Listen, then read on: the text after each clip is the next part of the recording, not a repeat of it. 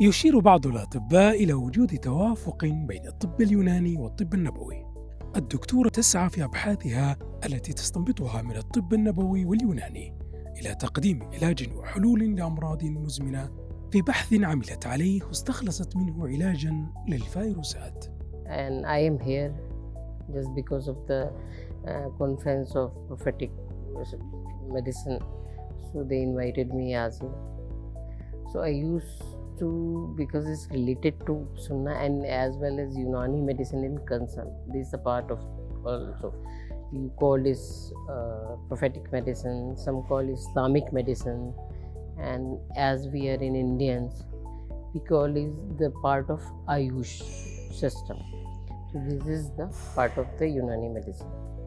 So in Unani medicine and in our department, or this is my department, pediatrics, أطفال. تتفاوت أعمار الأطفال وتختلف وسائل العلاج لكل فئة عمرية، كالجرعات المقننة والموصوفة بشكل دقيق والمكونات المحددة للعلاج. I do research on asal or maul asal. I used to give the children for cough, especially in changing seasons. They start upper respiratory problems. So it's very effective, asal, and this is prophetic medicine also. And after that, we used to tell dates, because dates supposed to be complete nutrient in the breakfast. According to age, I prescribe dates. It depends the age of the child, 1 or 2 or 3. And because I try to avoid the medicines in children, it's better to boost immunity first. So these are the drug of choice. The best things is asal, dates, and after that we used to give zaitun, olive oil. Olive oil is very good for the digestive, for the constipation. So at that time I suggest take, depend on the age of the child.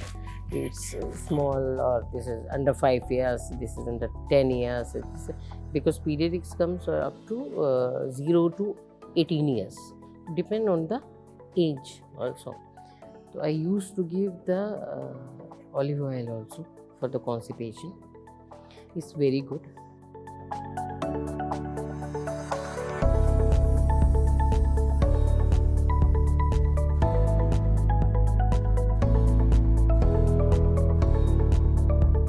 So basically the idea is to avoid the medicines and to promote our prophetic, like dates, asal and zaitun.